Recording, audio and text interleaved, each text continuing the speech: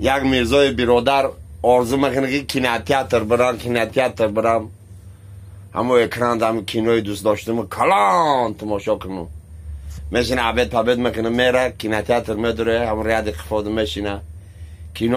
навор сохта шудагии бо дастгирии сайти 1xbet дар инҷа коэффициентҳои зиёд ва бонусҳои гуногуна меёбем ки силкаш дар комментария. ҳамчунин агар бо промокоди ёвонӣ шумо регистратсия кунед барои пардохти аввалинтон 6500 рубл бонус медиҳанд. салом ҳамватанои шермаҳмади ҷун хай бо хомонавна бур хостем як қисса баҳри шумо радноёб пешниҳод кунем. агар форид ангушта зер кунед, агар нафорид намура бинитону биковед.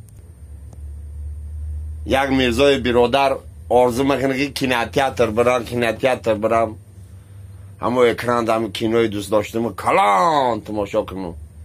میشینه عبید پبید میکنه میره کیناتیاتر میدوره همون ریاد خفاده میشینه کینو سر میشه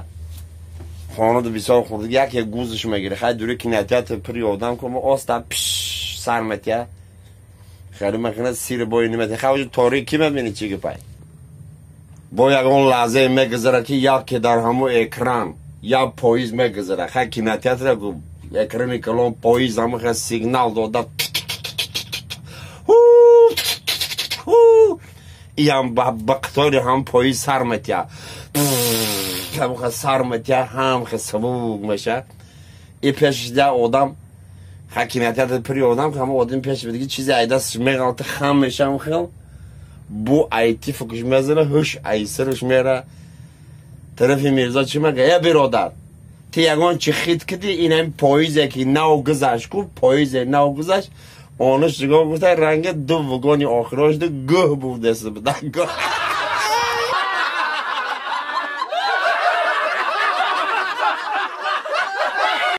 برادرای غریبی ما با یک قصه به خاطر شما برادرای غریب قصه درباره زندگی سر میشه مردک ای کار میبیه خانه زنک خیلی لوبوفنیک شده خیلی اوسپد نمیکنن زنک لوبوفنیک میگیره دوری شفنیر دو مخه میگیره دو خویکش همون جگی در سنی بیرو کشولک میسته مردک میدوره هم خیلی باشه از خوخونی میگه زنک تست که یگان چی باشه بخریم یگان چی هسته بخریم فوتبال سر میشه میگه پیرمن کدام مردک جان زنک تریلکه دو پیرمن میکشه مردک میداو هم تریلکه پیرمن دستیده دای در درونه چاپگردان میشه پیرمنو رو میگیره در تریلکه میبرداره یک چند لحظه میگذره زنک همون کوخونی چیکار کرده که مردک همون خودش میخنده زنه که بیچاره میداومه میگه ای مردک جان چی ده خودت بخندسی ای میگه زنک یه عجایباتی کارو بی همه تریلکه ده پیرمنو رو گرفتم آمدم دای در درونه پیش پای خوردم پیرمنو چاپگردان شید همشه چیندم در تریلکه انداختم